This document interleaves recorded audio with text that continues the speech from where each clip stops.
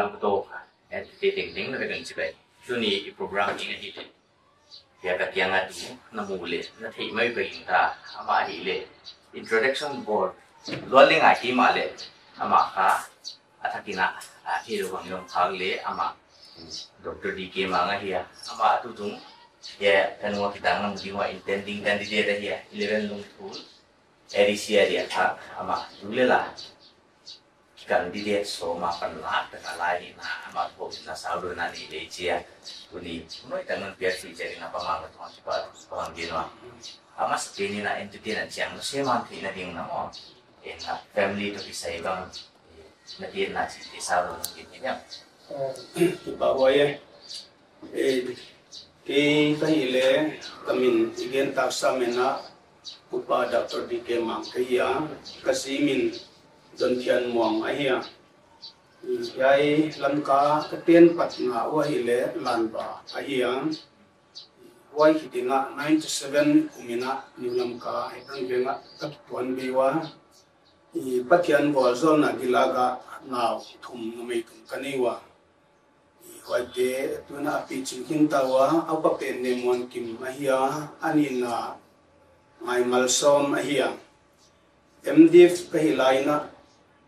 Doctor of Divinity koni zoma waina pathian kha thin sap ahi kachia zana kathum na te thesis dissertation ka gerlaina ya min hi Jerusalem buildinga bedin kangai to na ahung ko ta wa zana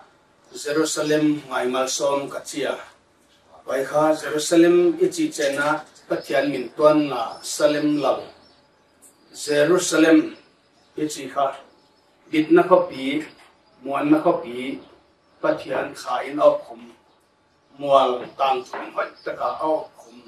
pathian mi siangthou te ten na bitna kopi ai chakena pathian in khamwan na bitna on bidinga hi chi kangai to chakena Jerusalem ngai malsom mina kana awena ana dalam chin ai ki ba wai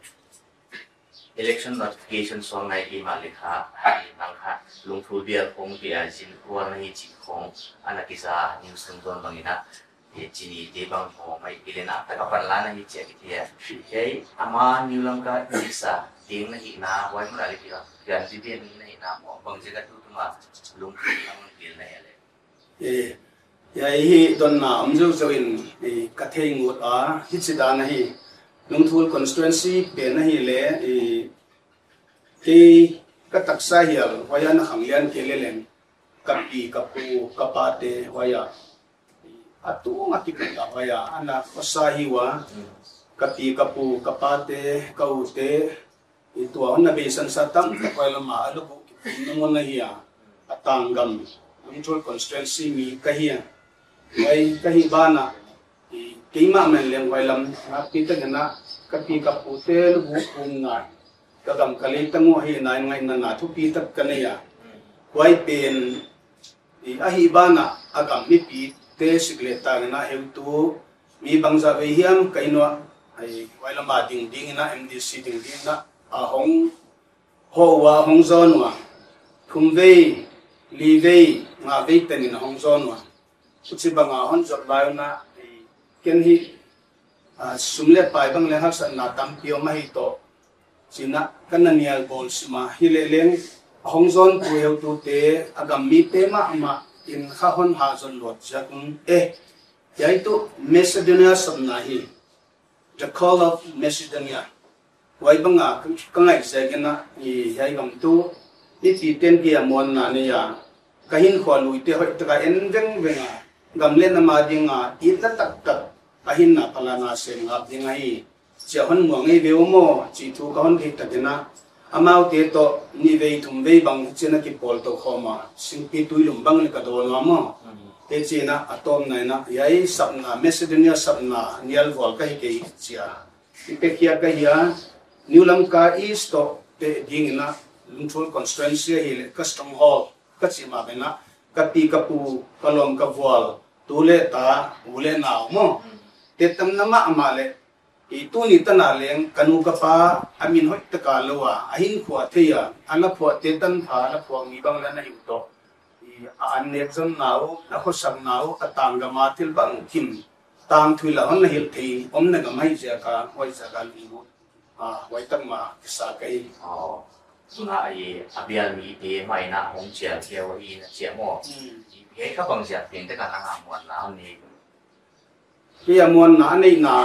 yung ka gin tag na khat tu mun paisa yulam ka le election bang le kan na tu ngaya koi ba na election lo wa leng gam le na ma dinga ka ka son na te le ka thu tak na te le thu di ka ginom na te thu di ka son ngam le gen ngam chitak le gen thei liang vai pan pi tu gen thei liang vai he pi tu ka hi dan te ka tam tak min ke mangil nung leng tam tak ka tan thu gen ding bang a on nei wa vai te khonga i ke past experience te ngai to ko ma ka tu ngam wan na nei u ka thei abial mi te ka hi tu ka han mo ma ni na wa nang ha ching bang le chin mo bang kong amao kia din set so an so ma le ki pa wa ye constituency ka envel la ke thei phang na ta na ai lungthul constituency dang to te na neglected area ma hil kamwa mo at MLA hiam MDC te hiam ko ma badem chu kai jen ke ya a government ma men leng lungthul constituency la ma ki attention te tom de on ka the ya mo wa jagna government ki pata development fund hita ye no ai kele mi mala bi na mi pi a ding hin ko le ko ki kom to na te tele development to ki sai hi mi ma hi agam mi pi te de na banga di o chi ka ngai to ka study chena apong na to tam pi a hon hilwa tua ka gen thei go ka gen kim dei khol lo ding tam piom se gena a hi thei ta na agam mi pi te lunglu na bang sem ding a pisa ka hi okay nang la tua manifesto ji hiam nang tu leng im khat mo de lo gen ti ka tu leng im khat te tu to ka chi ma be na MDC Autonomous District Council noya fund omlohi chi bangleng gen kim kam pioma Central Government in Autonomous District Council fund biya create lo dinga hi chi a chiang sai ya mo fund omlo hi le sem khelo ding ko hi lo ding ya fund om jiang ma kha atoma tam pen tu to mi tale government in Autonomous District Council ko ai ya wai se na development to kisai himi ma kangai to tu et sangda dina education lam to kisai laizal na to kisai bang ai kele sanitary health and sanitation to kisai bang ai kele negle don tui khanto na to kisai te him kha mita ena I kholai I va chena government na ding ale et tham ella tham ching bang mamlo hi cha kha gam manglak et ko lo banga oma kamu se kana he te hi laizal na lam hita he no theihna lam to ki sai primary health sub center chi khong ai kele NGO here ai kele Autonomous District Council thunai nan wai abu pam waya atun khak lo tam tak bangleng development to ke sai plan ball tam pi omai na lomle volleyball thina kale MP te tungton ya ai kele NGO ai kele government agency to am te tungton na kha bol thi te tam pi omai manina tunbel chingnai leng hi lo jana amin ban ngai ka vai ding chi leng a hong hi thei pa khol ke dia ai jana mi pi khan to na ding khwale tui teng nu se je na kha lam kalam ki taiwan su gi ge pen kha a be thi na ding na pi tagin ki pole chi mut kai 11 lung thul singa ho khwa bang za le voter bang za bum do je khwa kha somni lebu hawma voter kha sangale nga gu sagi khong om dia hileleng adik takin bel vote ong ki khap tak chana exact pool kha siangthou kim la bel sui awani lu news khong ai na muat mang ha chini ya ki peng bang le tu le tam pio ma e chini te bang le ba om na hi ka ki mu se la mo e kha nang ai ni na na pe ke ki le mi ma na pe kya yai chini te bahom kahima de ke agin na sumwai sim chu anga mo min election khong udan dana anane somjin sumle pa ya leng udan dana election khan na ne son mi pi leng na ne somjin ken kahi thei omsun yai chini tun khat in a house to house, door to door in kabapia happy takin yai chin mi kainu tholom bang maya hon na ngai to saka hon na sam saka na vote man phatagu hon na peding na ka hon nge na hi sumle pai bang ma ken election elect member hi som lo ka hi na yai hi sumtam pi bang an na ngai saka na kom sak ding na china apan pinau puzu toy bang maya na ka pola ka ba kamai tang ding ka ba maswa na hi wai yai hawmna ka hi atun leng khosoma ki hom khina damale jingchana ngal jang lama khoni khothum hom ding ka kisanon wa ya akipek lel te kha jingchana patenin ramachile ka jen to pi ding wa ya mi tam tak te din dal hei zumwai pi bang leng ai kha ding ai leng ke kanai non silo changa zum zolo ya mi pan pina mi he pinangen mai ka ya wana hon dem khen khap ni ka sa hon dem tu om chi ka thia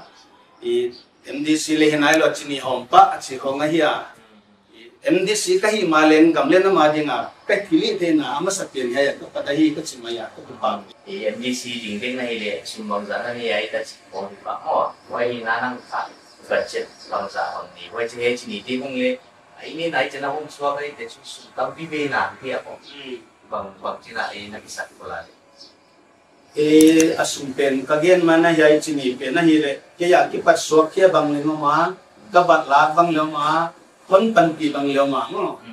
ilamen lo tan pha hausa na sen leng ki sel sela simin khon na pan pi wa mo wa ye ye ki ka hom zo na ong ki pan na ya wana budget a hi le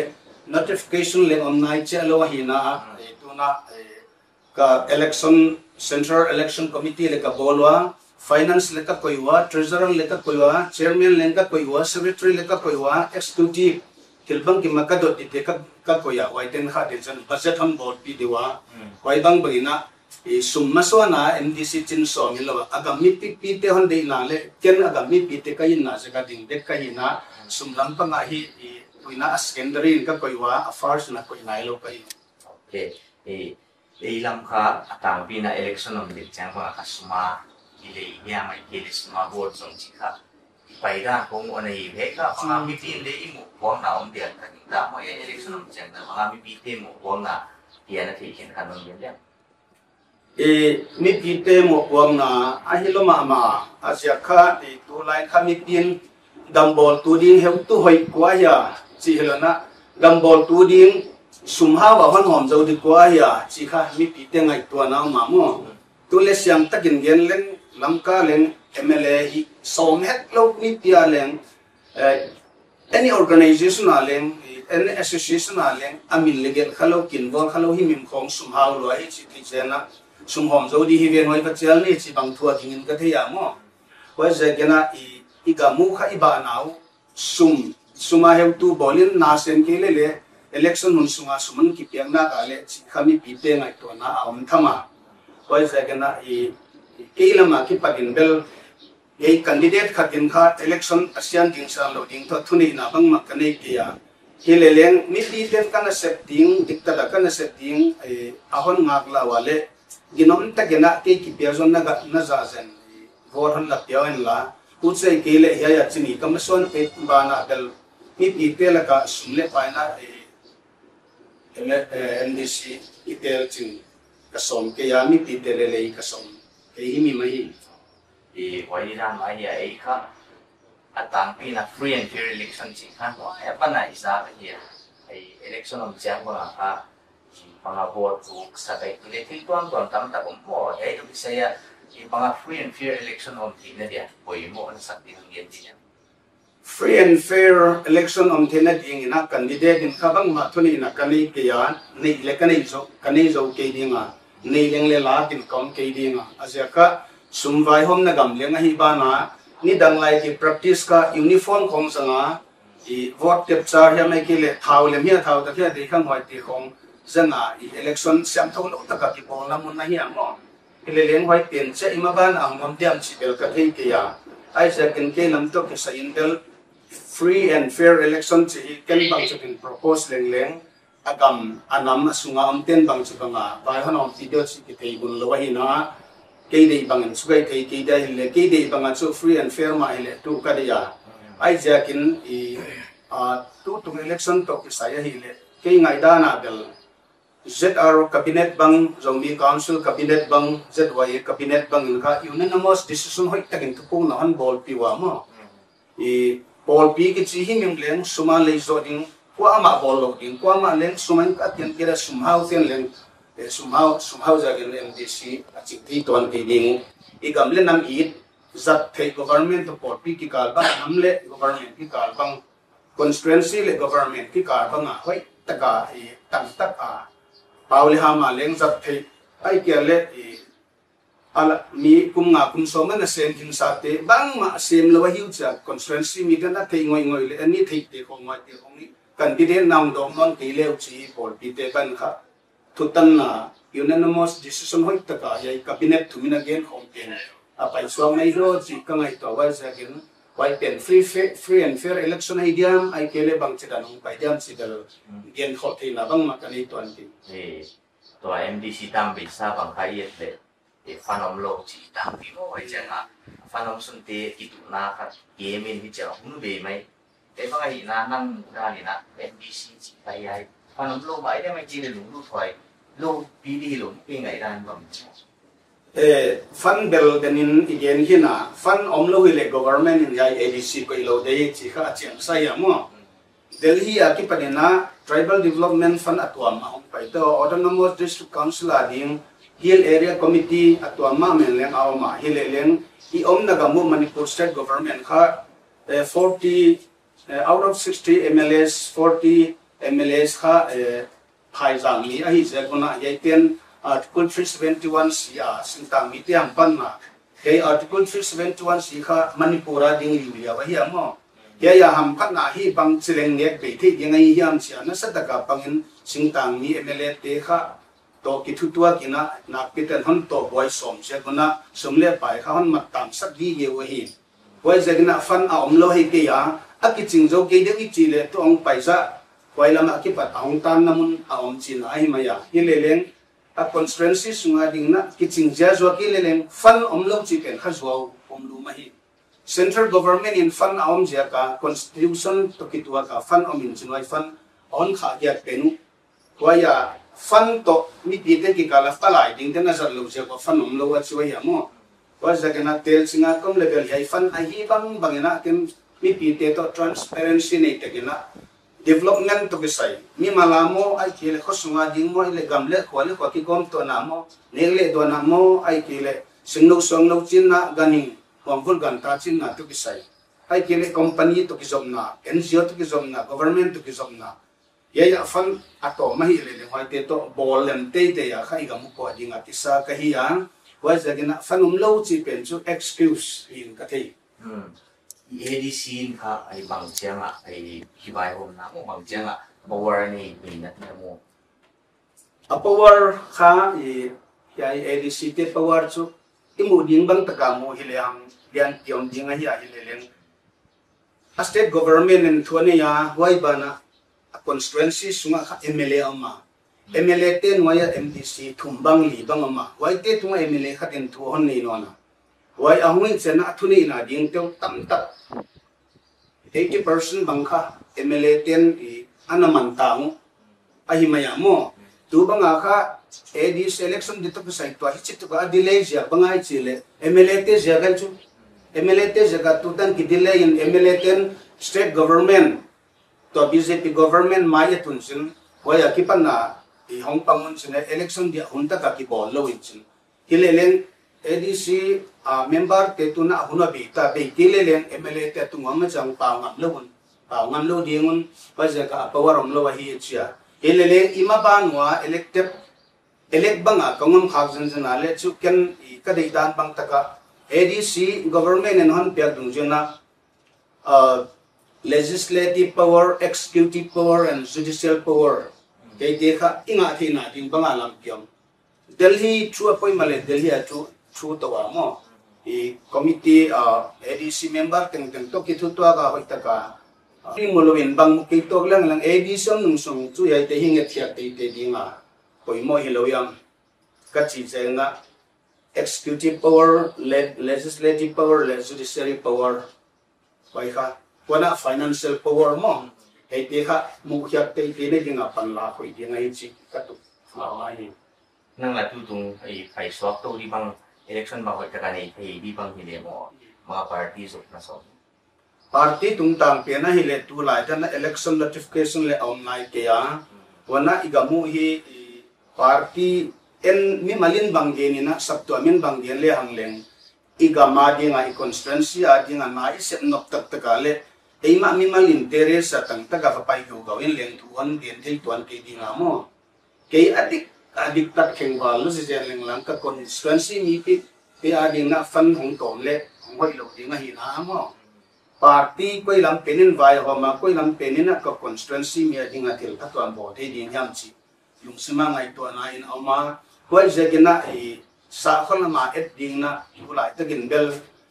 party tuan Salen NPP chihte kongbang ai gile party ton te bang lengi so on ni wa mo na to election notification bang hongom le igama vai hom ton te kongbang koi lama bang party a chi ngai dan on nei diwa chi kongbang le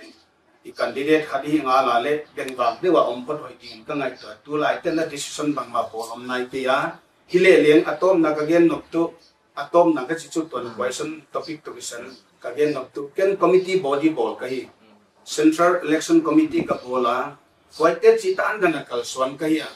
kaya va paini ki chite ama thupu nga tam lo thupu na la ka paiwa ya hi ni chile wa kaiwa ke on discretionary powers na bang ma exercise power society ko ba ina ka committee te to kon gen ko poi mo di okay election ni chikha tuna nang bang le tun nong gen kia anuam le bis utaka na sim uta thathat ma nei chikha chiang mai mo dai bai na ching bang hi le chin na bial mipite lung thu level thu bialsung mipite na set masak pen de na atom de ding da mo dai ka hi masak oi bangai ne ama sa pen dinga ka thei le kan gin ta kamu khol khatoma wai tu khalo idin ka ngai to mo same